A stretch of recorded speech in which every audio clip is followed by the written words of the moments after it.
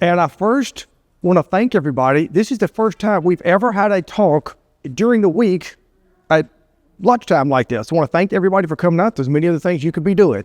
Thank you for being here today, too. I'll make this worth your while. A little bit about me. My name is William Parker. I'm the historical interpreter up at Fort Defiance, actually for historical properties in general. And this is the unofficial grand reopening of the train station. We have taken it over, Parks and Rec. Yes, Roxanne, she will not get in the spotlight ever, but she has done so much research and help down here with the banners. We have collaborated, and there she is. We are really excited about this, and we're going to be doing a lot more talks down here. There are going to be programs down here. You can rent the space down here, so keep this in mind when if you're looking for something to do. I gave this talk once before a couple years ago to the Historical Society, and since then, another group said, will you do part one of the talk? I did. Another one said, will you do part two of the talk? And I did. So you're getting the full talk today, okay, full one. Why I chose this? A couple of reasons. One, family. My family comes from that, we'll talk about this, of course, but my family comes from that area out there. My dad's side of the family, both his mom and his father. Second of all, familiarity with the site out there. Growing up, I went out there with Dad, I don't know how many times, and I'm not kidding. I think that I've literally covered every square acre of that back area back there. I used to say that and I'm not kidding here, you could blindfold me, drop me off in the middle of the back 40, rip off the blindfold, I would know exactly where I am and how to get out of there. Yeah, I know to this day, I know every road, every field in that back area. So familiarity with the site also. Growing up, I'm one of the rare breeds. I'm actually raised here in Clarksville. Not many of us around. So many people come from other areas here. And it's so many people come here, it's almost like Fort Campbell has always been there. Nothing ever happened out there before the government took that over in 1942. A whole lot has happened out there. And I want to talk about that today. And I don't want to talk about the 101st Airborne Division or the other units that are out there. That is a story for another time. Yep. I want to talk today about what happened before the government took over. What we're discussing here, we're talking about land that composed from two states, of course, Kentucky and Tennessee, and 4 counties, Trigg County, Kentucky, Christian County, Kentucky, Stewart County, Tennessee, and Montgomery County, Tennessee. That's the area that we're talking about here. The total is about 105,000 acres is what this is going to encompass here. White settlers, they've been living out here in this area for about 350 years. That's not very long considering. People have been living out here in this area for over 13,000 years. I don't want their story to be forgotten too. Obviously, they lived out there a whole lot longer. How do I know 13,000 years? Well, I know for a fact. Back about 20 years ago, I was messing around right at the edge of post. Matter of fact, I could show you here, right where I was. I was about right there, right at the edge of post, and it was a plowed field. And I knew the landowner, and I said, I'm going to walk out there in that plowed field to see what I could come up with. Well, I found a Clovis spear point. I'm not a huge arrowhead guy. I used to look at them on the farm a few years ago, but I don't spend a lot of time looking for them. But this is the holy grail of Indian artifacts right here, the Clovis point. I found it in the field. I sent it off to Jackson Galleries. They are the worldwide authorities on authentication. I knew it was real, of course, but I wanted them to tell me more about it. They aged it 13,000 BP. That piece is 13,000 years old. Pretty amazing to think that's one of the first things that was ever created on this entire North American continent right here. Was that thing right there. We'll talk more about that here in just a minute too. The people that lived out there, how did they exist? What did they use these this spear point right here. Somewhat ironic, at least I thought this when I was preparing this talk. These people that lived out there, they were the first ones to be displaced. And they weren't compensated for it either. Yeah, I thought that was ironic when I was preparing this talk. Unfortunately, this is prehistoric. They left no record whatsoever. They didn't leave diaries, ledgers, in anything that of their daily lives. All we have is a few precious tools to show what their life was like this Clovis point right here. These people, they were nomadic.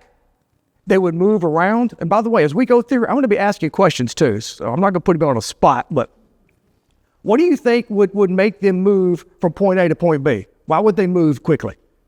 Yes, exactly. They were nomadic. They were following food.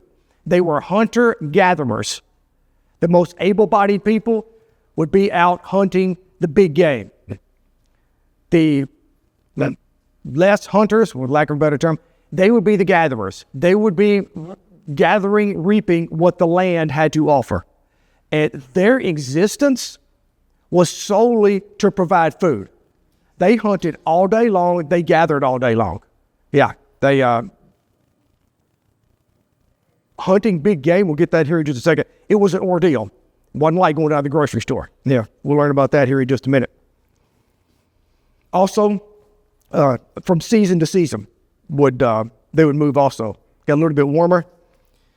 They tended to hunt in groups because the game that they were taking down here. Oh, I do want to mention the point, that Clovis point, okay?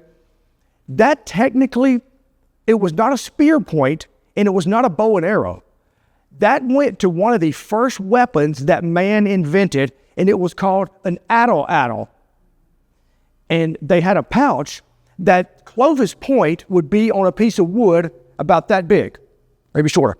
And they would have several of these in their pouch. And they would have a launcher. And they would put each one of the sticks in the launcher.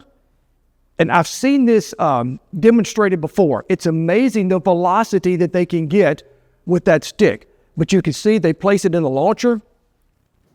And then they throw that little spear point at the game. When I mentioned they hunted in groups, it's going to take a lot of people to bring down one of these game.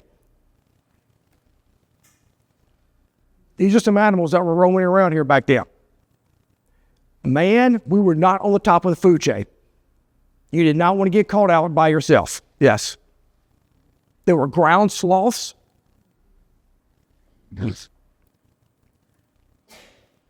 Saber-toothed tigers. This particular one here was found when they dug out the arena in Nashville.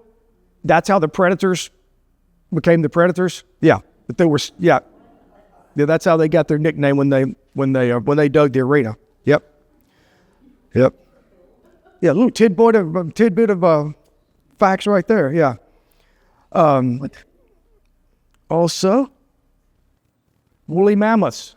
Yes, they were roaming around here. As you can see, the size of the man to that, it would take numerous hunters to take one of these down. And once they brought it down, then the hunter would rush up to it and with hand tools would finish the animal off. And I read one time that if one person had happened to take down one of these, he would be bragging about it for the rest of his life. Around campfires, he would be talking about taking down that mammoth there. Yeah, pretty amazing. Because of the climate changes, it started to get warmer. About 1000 AD, these natives here, they became farmers. They became more of an agrarian society.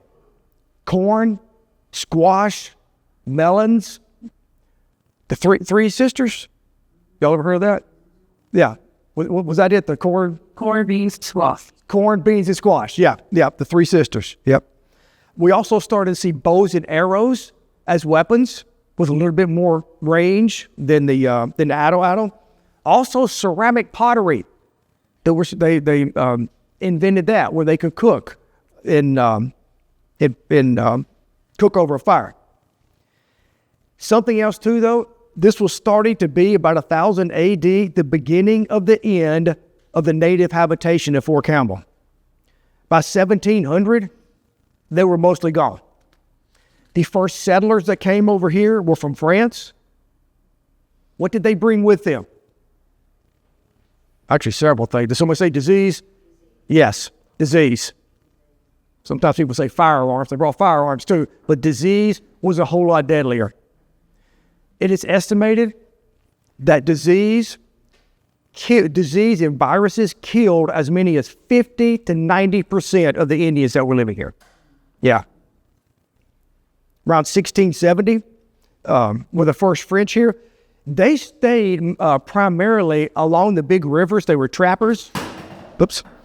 They were trappers, but I'm sure that some of them did make it up through that area, okay? But those were the first ones here. About 100 years later, after the American Revolution, our government could not pay the veterans. They had promised them pay for their entire term in service, but they couldn't do it. So what did they come up with? Like land? Yes, land grants, absolutely. These land grants for an enlisted man was 640 acres. You know how they came up with that amount? Just sumptuous. It's a square mile. Yeah, 640 acres, yes. Now just suppose that I am a Revolutionary War veteran. I'm living in Virginia. I'm perfectly happy out there on my plantation, but I'm eligible for a land grant. I could sell that land grant. And that was more prevalent where I work at Fort Defiance. Valentine Sevier, he bought that land grant for that. Yeah, that was probably more prevalent.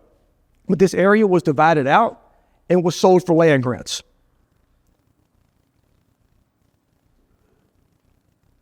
Obviously, turning into agriculture there. Yep. Okay. Also, during this time, 1792, Kentucky became a state.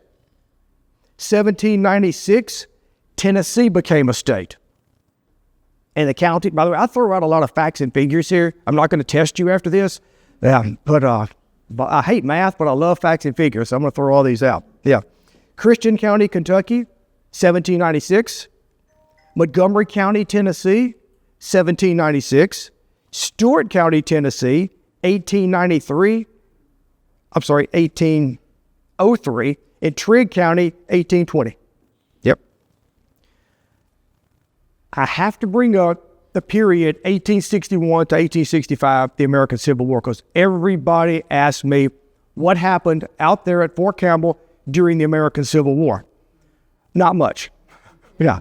Kind of a letdown. And it's kind of surprising because considering all of the activity that happened here in Middle Tennessee, right here in Clarksville, Fort Henry on the Tennessee River, Fort Donelson, Fort Defiance here, Fort Clark. There were no skirmishes out there, no major battles out there, or no major troop movements out there that I've ever heard. If anybody finds out of any, let me know. Obviously, some soldiers, cavalry, I'm sure, patrolled through there at times, but I've never heard of anything. Also, being right on the Tennessee-Kentucky border, what is something that the Confederates would place there? Well, I know. Training camps. Yes. Camp Boone, Camp Burnett, Camp Breckinridge. They would place them right there because they were trying to draw recruits from Kentucky down. Not one of them in that entire area right there, which is kind of surprising. Kind of surprising to me. Yeah, but not a lot of, very little Civil War activity out there. Now, through either grants or purchasing of grants, the white settlers started moving into the Fort Campbell area en masse. They brought with them this plantation system that they had out east, which was primarily agriculture, obviously, dominated here by what crop? Tobacco. We're going to pause on tobacco here in just a minute. Yes, tobacco. Tobacco was king. That was your cash crop. Now, by the way, they did grow other crops, corn, wheat, fruits and vegetables, but that's what you fed your family with. Tobacco, you could sell it and make money. The school groups that come up to the fort, they really find it hard to believe that you couldn't go to a grocery store and buy groceries. You had to grow your food, and also tell them, if you decided one year you just didn't want to grow food that year, you know what was going to happen? You and your family were going to starve. Yes. There were no handouts or supplements or anything. You were going to starve. Right. But that's what they used to grow their food. These plantations, they also had livestock, cows, pigs, horses, mules, chickens, smokehouses to cure meats. They made butter, buttermilk, soap, maple syrup, distilled whiskey. I'll talk more about this in just a minute, but my grandmother made lye soap in a vat beside her house, I guess until she was probably 80 years old. Wouldn't you say? Yeah, made lye soap. We still have some of it at home. Yeah, whatever dirt you got on you, this will take it right off. Yeah, yes. And your skin, yes. And your skin, yes. Now back to tobacco, because it was so important for the area out there, this entire area in general, but out there at Fort Campbell. Anybody ever worked in tobacco? Yeah, it's not easy, is it? No, it's not. I did too growing up. And it may be different. Well, you don't see much tobacco anymore, but back then, if you grew tobacco, that was how many times a year did you get paid?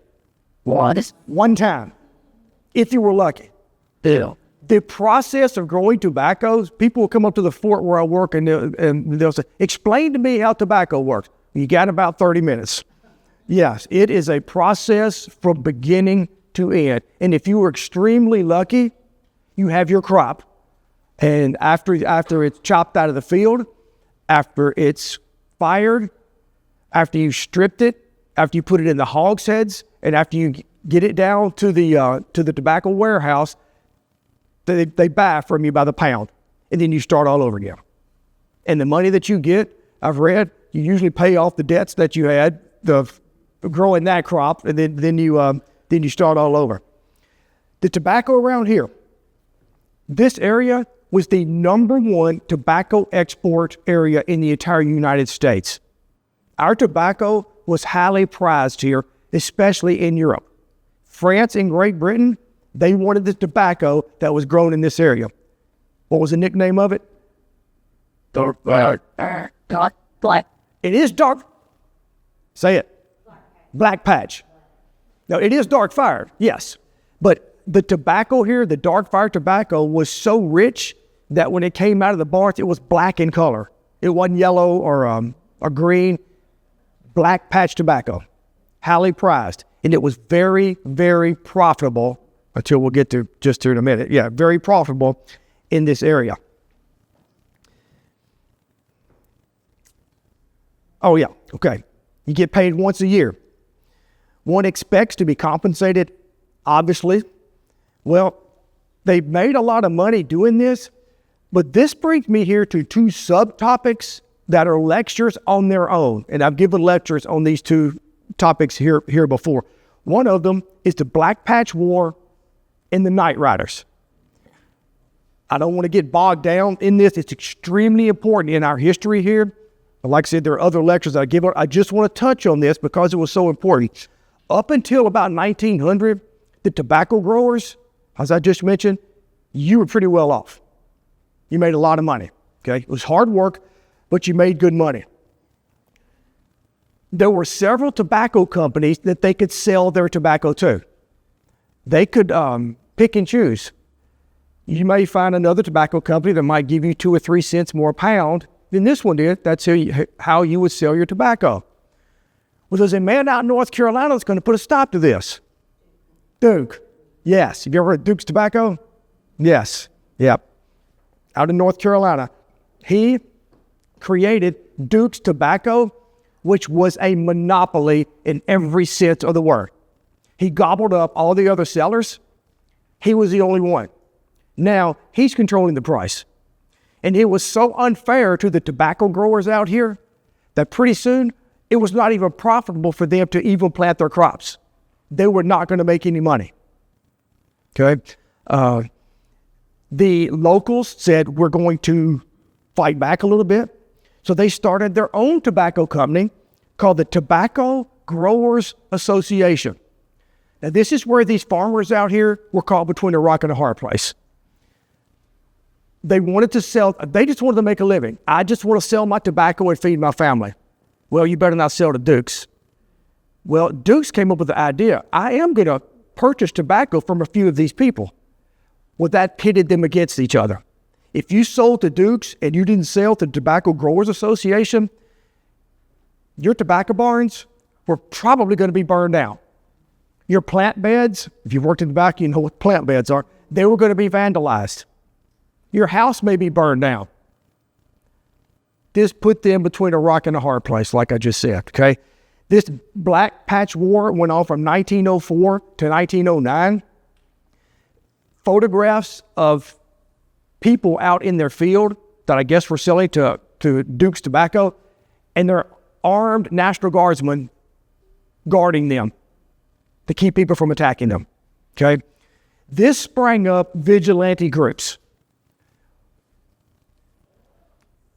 I think more lore has come out of this than reality, but enter the Night Riders.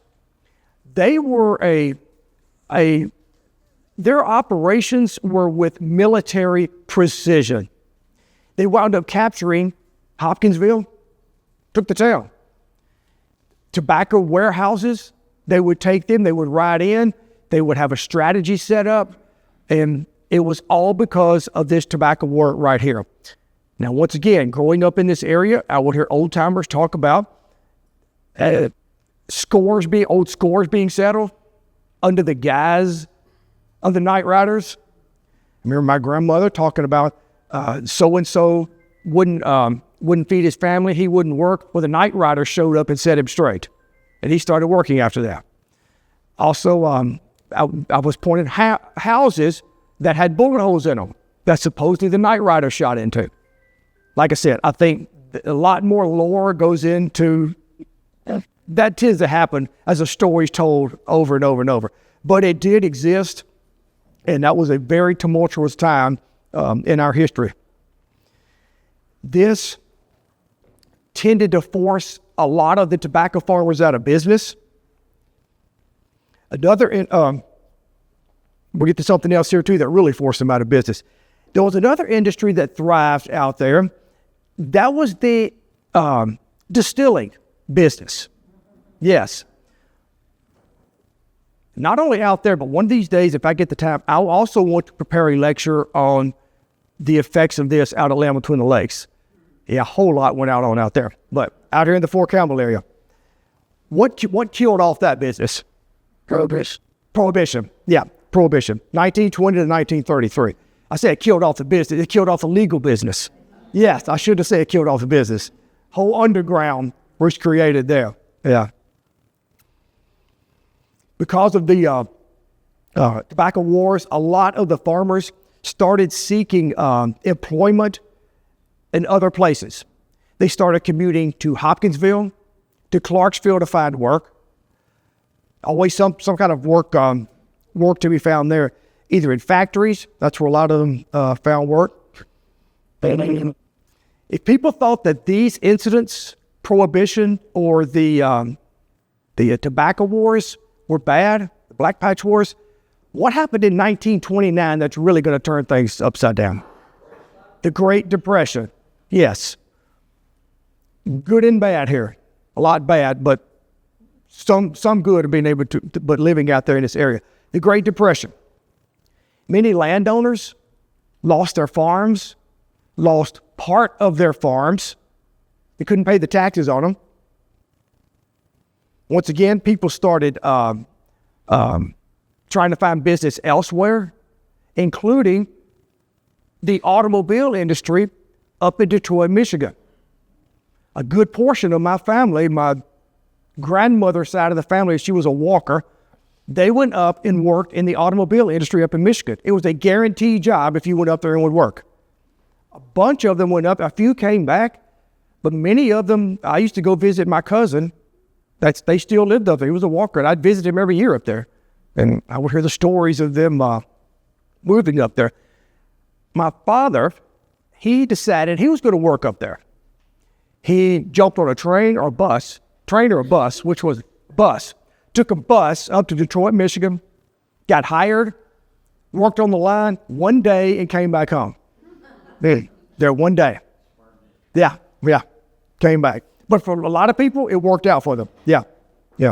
Something else too, breeding of livestock, that and growing poultry, chickens, ducks, geese, that was also popular out there too. One thing also, a benefit, I mentioned some benefits of living out there, you could grow your own food. You probably weren't going to starve. During the Great Depression, if you lived in a big city, you were at a soup line or you needed help, okay? They had that out there. Yeah, that was one plus of being out there. Now, let's talk a little bit about the communities that were out there. Whenever you have a plantation, workers out there, small towns are going to crop up around these plantations. These plantations had merchants, schools, post offices, stores, churches. In the area that we're talking about, that encompasses the camp, there were about 40 communities out there. They ranged from about 100 people to much larger. And I want to talk about the half dozen or so of them right here, the ones that are most prominent. Jordan Springs. Did I mispronounce that? No, I did not. Right. I know when you look at it, it looks like Jordan Springs, but Jordan Springs is how that was pronounced. This was one of the largest.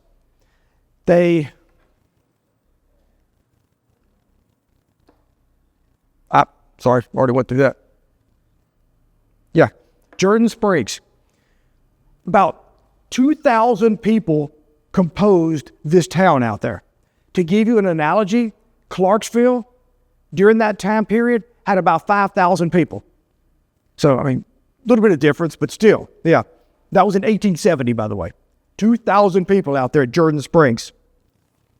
They had a post office, a public school, 2 general stores, a cobbler, a blacksmith shop, and a hotel. I know, that was my thought exactly, a hotel. I would love to know where that hotel sat out there. Because if I knew where it was, I know exactly what it looks like right this second. I would love to know where it's at, but I've never found any information on it. That would be interesting to know. Oh, and by the way, I didn't mention this. When I did this talk before a couple of years ago, I learned a whole lot more that I've added since then. And if I do this 2 years from now, I'll probably find out a whole lot more. Yeah. On out Jordan Springs. Yes. I do have my glasses here. Hang on. It is...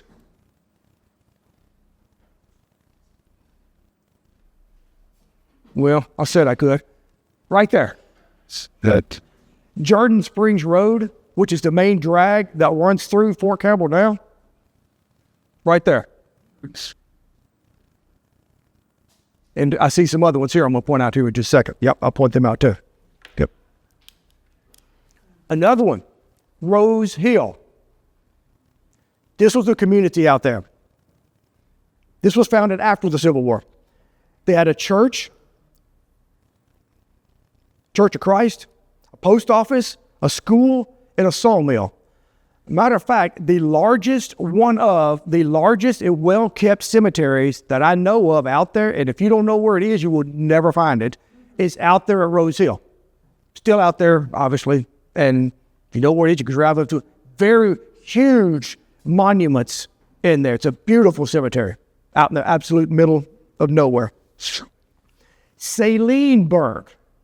This was along Saline Creek, which ran right out through here. My grandmother, a Walker, that's where she came from, the Saline Creek area. It was founded in 1884. They had a flour mill, a blacksmith, a doctor's office, and a post office. The one, I guess, near and dear to me is Parkertown. Parkertown. That was founded by my great-great-grandfather. He was living in Big Rock, and he had decided he's being too crowded there. There were 200 people living there. Yeah. That's crowded, isn't it? Yeah. Most streets here in Clarksville, that many people living on it. Yeah. He packed up, moved out here, the present day Fort Campbell area. And I guess if you're the first person there, you get to name the town after you. And it was called Parkertown. Out there at Fort Campbell today, Parkertown Road still runs off. If you ever go down Jordan Springs Road, there's a range complex to the right, the multi-purpose range complex. That was my great-grandparents' farm through that entire area there. Back about 40 years ago, I went out there with my father, his mom, and his uncle, and they walked out there and they pointed out exactly where the house sat, where the store was, where the well was. Still remembered every bit of that. Yeah. It's set between Jordan Springs and right off Jordan Springs. There was a store. This is some of the schools out there. That's my father right there, the one looking down, looks angry. Yeah, that's him right there. Yeah, looked like me at school too. Yeah. This is Ezel's Market. Is Miss Ezel? I know she showed up to my first talk. Okay, this is Ezel's Market that was in Parkertown, and this is my family store right here that was in Parkertown. Yeah, the town was big enough to have 2 country stores. Yes, yeah. My aunt, great aunt, Katie Parker, she when all of this was taken from them, she knew this needs to be preserved. Thank goodness she went through Parkertown and took photographs of every home out there. All of the structures that were out there, the stores that were out there, the churches that were out there. I won't bore you with every one of them, but I did bring some of mine. These are some of my family members here. Their houses out there. Of course, this is all gone now. This is my grandparents right here, my grandfather, my grandmother. There's my father right there. And my aunt on the right. She's the only one that's still alive of this group here. Yeah. But I've walked right out to exactly where this house sat out there before. And this was, I think that was my great uncle's right there property. But it was part of the Parker property also. We'll get to that in just a minute. Okay. Another little town out there, Big Meadow. If anybody wants to challenge me, okay, the name Big Meadow, this is what I heard. Did y'all ever know a Hubert Griffey that lived here in Clarksville? Yeah, okay. That's where his family was from.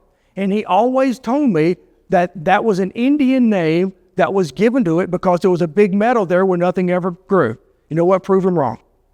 That's what I always say. Yeah, prove him wrong. That makes sense. Big Meadow. That was another community out there. It had it was right off Jordan Springs also. A school, a church, a store, and a baseball team. I'm telling you, the research I've done, and I didn't have time to put the photograph in there, but I found a photograph of that baseball team. That will be in my next talk.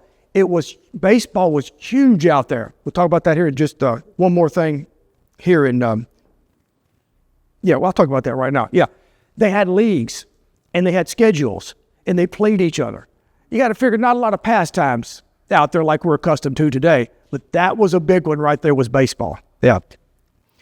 One of my favorite, I guess it's an anomaly out there, is a place called Devil's Jump Off. And once I'm gone, my dad told me about all these spots out there. Unless I take my son out there and show them to him, once I'm gone, they're going to be forgotten. Yeah.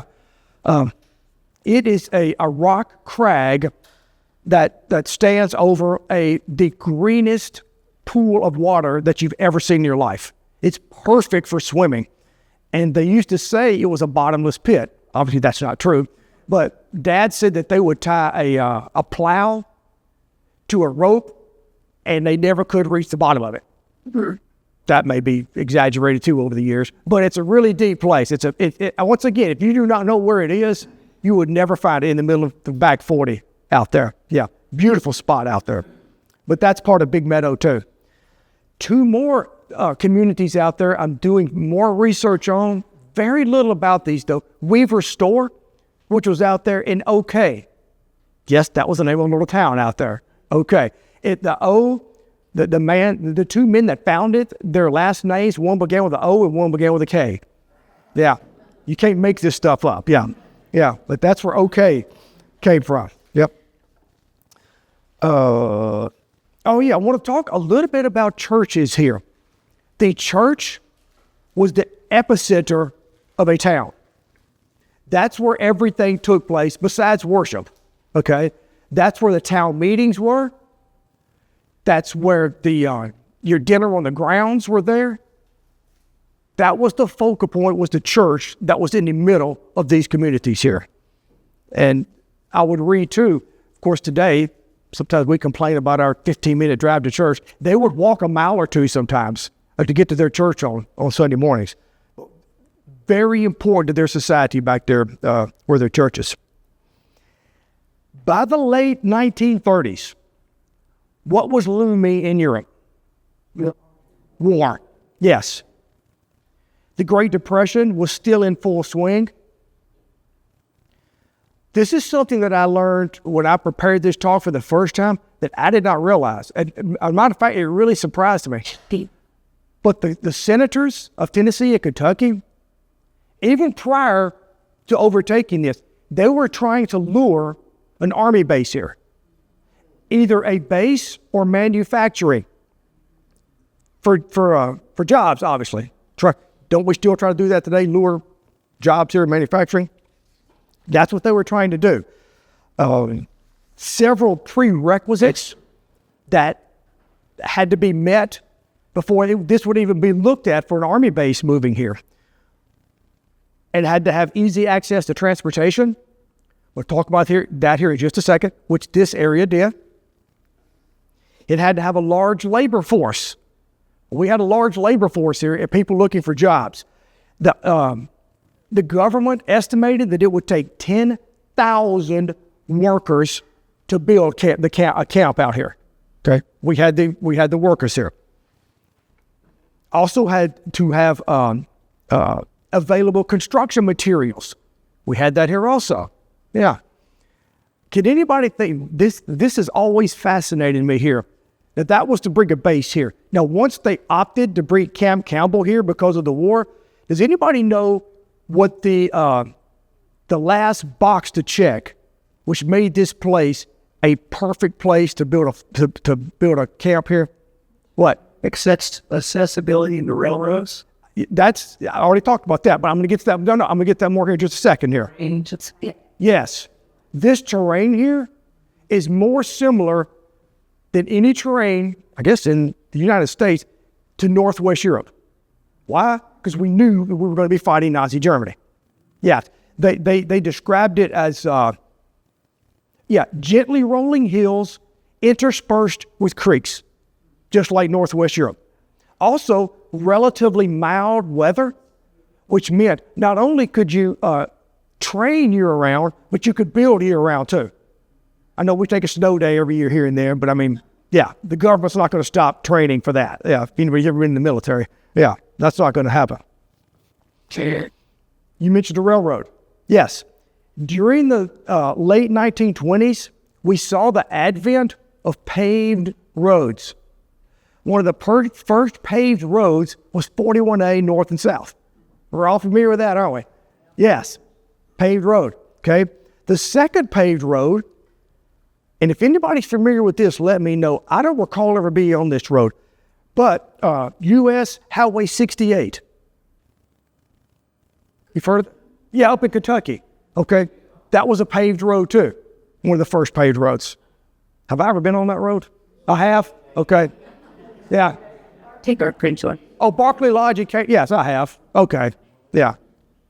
Yeah. I've got my mom here. She can help me out if yeah. All right.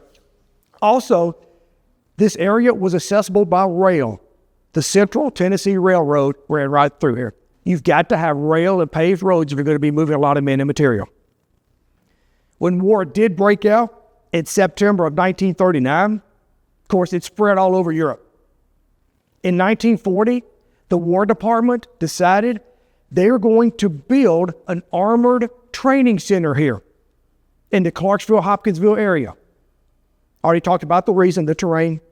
The title was the Tennessee, Kentucky Armored Training Camp. That's going to be the name for it. The camp was eventually named after William Bowen Campbell. He was a veteran of the Mexican-American War, a state legislator, and a state congressman. The funny thing about it, I can almost guarantee you that not one person had their land taken ever heard of that person before. I've read some comments that some of them said they should name it after somebody that we've heard of. Yeah, Jefferson Davis was the one most of them said that it should be named after Camp Davis. Yeah, but Camp Campbell, that's what it is. Yeah. Something else too I do want to mention. Camp Campbell. There were over 50 other camps scattered across the United States. This was not the only one here. We tend to think this was the only one built. Over 50. Over 16 million American soldiers were served during World War II. You got to train these people. You've got to house them. You've got to feed them. So this was an armor training camp, but you also had some that were artillery, aviation, engineers, all types of different camps that were out there. Yeah, this was not the only one. I'm going to explain the name camp here in just a second too, where that came from. Yep. This entire process here, it transpired very, very quickly. September 9th, 1941, the site was selected. About 220 appraisers came here. Now, some of them worked in the company had 220 people. Some worked in the offices, but 220 people here, okay? That same year, by November 15th, was that less than 2 months, the entire area had been complete. The survey had been complete. And I'm being a historian, I always like to put myself in the shoes of people that were living back then. Can you imagine when the surveyor's truck pulled up and you're like, okay, are they going to take my farm today? Are they going to take half my farm? Are they going to skirt right by me? Yeah, what's going to happen here? Well, like I said, 105,000 acres were taken. It was the War Department Real Estate Office and the Farm Security Administration Office. These two groups is who came here and actually bought the property. This is kind of sad here, but they made no bones about it. They came here, they were told to undervalue the property. That's what they were told to do. About as cheap as you can. In my first talk, I made a statement that wasn't quite true. I said, they gave you the money and you could either take it or leave it. No, you couldn't leave it. You had to take it. About 1/3 of the people did not accept, went to court, or either went to court or did not accept it, and their property was condemned. You were going to lose your property. If you didn't like it, tough. Yeah. I often ask my family, well, not often, but they told me before, did they complain? No. They said, this is my patriotic duty. Then I'm sure a majority of them out there thought that we're fighting a war over there. This is for our patriotic duty to sell this land. Most people had to get out very quickly. You were allowed to take your furniture and your personal possessions. I've read many accounts, and I've seen items too. They had to leave valuable property out there. Plows, tractors, other farm machinery, ice boxes, stuff that they couldn't get it out in time or didn't have a way to get it out.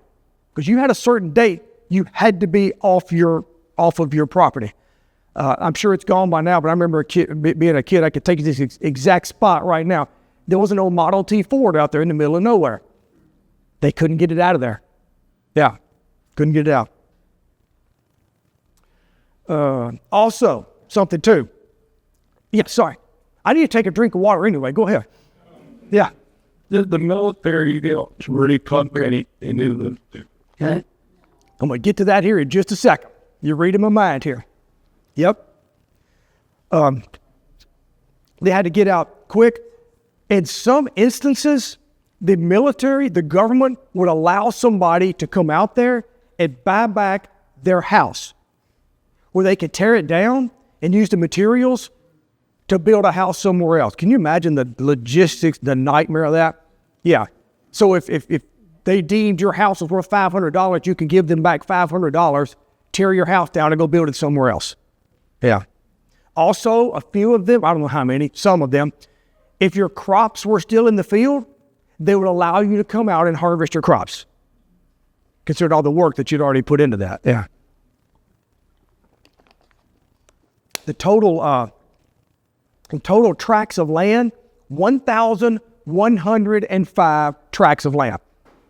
The acreage, 801 were in Tennessee, 394 were in Kentucky. 68,000 acres in Tennessee, 33,000 in Kentucky.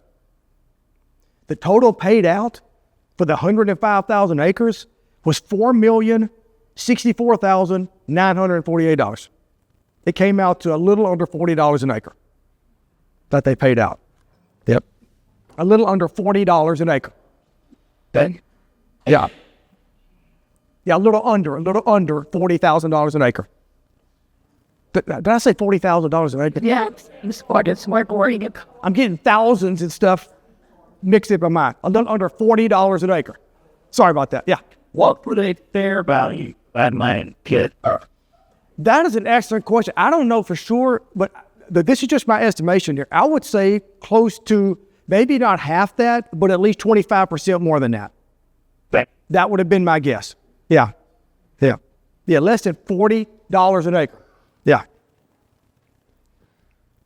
I had trouble finding any of the contracts. I'm sure they were thrown away. I did see a copy of one, and it was a home on 60 acres, and that landowner got $13,000 for that one that I saw. Here's somebody asked about relocating. This is going to be a huge problem here. You all of a sudden have 18,000 people that have nowhere to go. The government is not going to find you a place to go. This is a real problem here. What do you think is going to happen to land prices that are outside there? Yes. It's going to go sky high. It's going to go through the roof. Yes. My family, the Parker side of my family, they never, they quit farming after that. Obviously, you can't find a farm comparable to that for the amount that they paid you. Yeah. So, got a visitor here. Yeah. So my Parker side of the family, they moved to Big Rock. Yeah, we'll talk about that here in just a second. It moved all over, anywhere they could take them. 18,000 people. A lot of them. Oh, also too. Once the post started construction, you could go out there on post and get a job right off. And growing up, I cannot tell you how many people around Stewart County worked out at the camp. What they called it, yeah, out at the camp. Yeah, worked out there. Yeah. Construction began on February the 6th of 1942. All the people, though, were not gone until June of 1942. That's when the last people were gone. June of 1942. I'm going to wait for this train to go by. Yeah. Give me a chance to breathe, too. That worked. Yes, like to that too. Because I was thinking about, I'm saying on nation.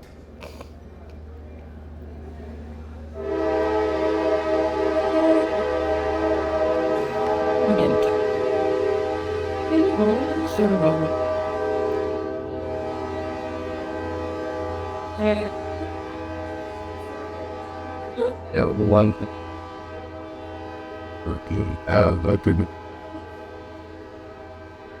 Welcome to the train station. Well, we found out why they blow the horn going. I didn't think about that. There are no arms going over the road right here. Yeah. That's why they do that. Within 1 year, when I say a frenzied pace, it's unbelievable how quickly they threw up this camp out there. Within 1 year, they had the facilities built, the barracks, the dining facilities, the churches, training areas to house 40,000 soldiers. The 12th Armored Division, that's who trained out here. And they went to Europe and fought most of the war against Nazi Germany over in Europe. Something I've always thought was interesting, one of these soldiers that was stationed here, sergeant, training these soldiers to drive tanks, his name was Chuck Connors. Yeah. I used to watch the Rifleman as a kid. He was stationed here at Fort Campbell training soldiers. Yeah. Yep. Now, Camp Campbell, Kentucky. If you look at a map, 75% of it is in Tennessee. The original name, when it first opened, it was called Camp Campbell, Tennessee. However, this is how the story goes. There was confusion with the mail. The mail wasn't being delivered on time to the right place, and the post office was right on the other side in Kentucky, so they changed the name to Camp Campbell, Kentucky. Now, I've heard all kinds of home cooking that the senators up there in Kentucky pulled a bunch of strings, and I don't know if they did or not, but it's Camp Campbell, Kentucky. Yeah, that's going to be the official name of it. Also, the term camp. You know why it was called a camp? Temporary. This was not supposed to be a full army installation here. Like all 50 of them that were built, these were temporary structures that were thrown up. When the war ended, they're all going to be torn down, and this land is going to be resold. That's what happened on virtually every single one of these 50 camps that sprung up. The war ended. There's no need for them anymore. They were sold back. After VE Day, Victory in Europe Day, the Army conducted some surveys. They found that Camp Campbell was an ideal long-term facility. And on April the 14th, 1950, it became Fort Campbell and a permanent installation. Yep, which it is today. Yep. Once again, I talked to old-timers growing up. I cannot tell you how many of them thought that they were going to get their land back. Yeah, which is what happened to so many places. And my grandmother, I guess up to the day she should be almost 98, she was scared to death till the day she died that Fort Campbell was going to buy all the way to the Cumberland River. They never did, but she worried about that and worried about that. Yeah, yep, they never did. Today on Post, if a casual traveler, tourist, went out there, with the exception of some ranges, a couple of cities out there that they train in urban warfare, you wouldn't really be able to tell, maybe if you look closely, maybe a cemetery here and there, but you wouldn't really tell that anything had really gone out there. Some of the cemeteries were removed by the families when the government bought it. Some of them were removed by the Army. The ones that were going to be in the middle of the impact area, they removed them. I know for a fact they did not get them all. I could take you out to one right now that is in the middle of the impact area, absolutely forgotten. Not one person knows it's there but me. Dad carried me out there, and we were bird hunting out there where we probably weren't supposed to be, but that's okay. Yeah. And he pointed out, we walked about, he pointed out, there were about 5 or 6 stones right in a row, and you could see the sunken, where the graves had collapsed. Yeah. So there are some out there. There are 130 known cemeteries on Post. Like I said, there are many more out there, though, that I forgot. I could take you to, not all of these, but I know where a bunch of these are out there. Most of them swallowed up by time. Today, the Fort Campbell's Cultural Resource Management Program maintains the cemeteries. They do the best they can. There's another one I know that's one of my favorite ones. It's right at the edge of the impact area. Something else you've got to figure, they've been training out there for, 80 years? Training at night. Sometimes you drive trucks where you're not supposed to drive trucks. But there's a tiny little family cemetery right on the edge. And there's a tombstone. It was about that big. It's toppled over. And it's broken in two. And the person was born on my birthday in 1876. Then cool little cemetery. Like I said, it's just about, it may be gone now. They've really tightened up getting on post now. Security is a whole lot different. Used to, I could go out there and ride all day long. Nobody cared. A lot has changed now. Yeah, unfortunately. If you do want to get a little dirty, there's still some foundations out there, some wells, cisterns. There are places where you can see barbed wire, rusting remains of barbed wire in the middle of trees that were out there. But for the most part, everything that was out there is gone. Also, for the most part, virtually everybody that was ever born out there is gone. My father passed away in October at 85. And I do want to point out somebody that else that was born out there. Yes. In 1938. And 1930. Yes, absolutely. And your maiden name was? Was Hester. Yep. grandfather. Son was there. And it's on the map back there. Yeah. Probably a stone's throw from Parker. I'm sure our relatives knew each other back there. Yeah. Yeah.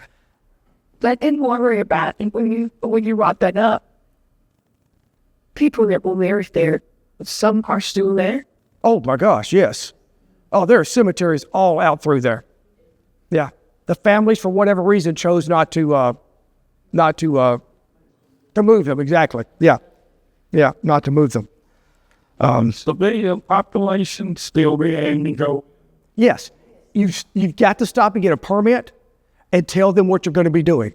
I had a rear area, actually he was the garrison commander, a bird colonel, and he said, tell them you're going to a cemetery and they cannot stop you. That? Yes. They will not stop you. Say you're going to a cemetery. Yeah. So just keep that in mind. Yeah. Several little communities were skirted, didn't make the cut. Garrettsburg, Boiling Springs, Big Rock, Lafayette. Somebody can argue with me if you want to, debate this with me. This is my observation. Those little towns, they died. There's nothing left anymore. Big Rock, every now and then I'll drive through there for nostalgia reasons. There is nothing there. Lafayette. Oh, by the way, did you hear how I pronounced that? Mm-hmm. I know it's named after Marquis de Lafayette. I get that.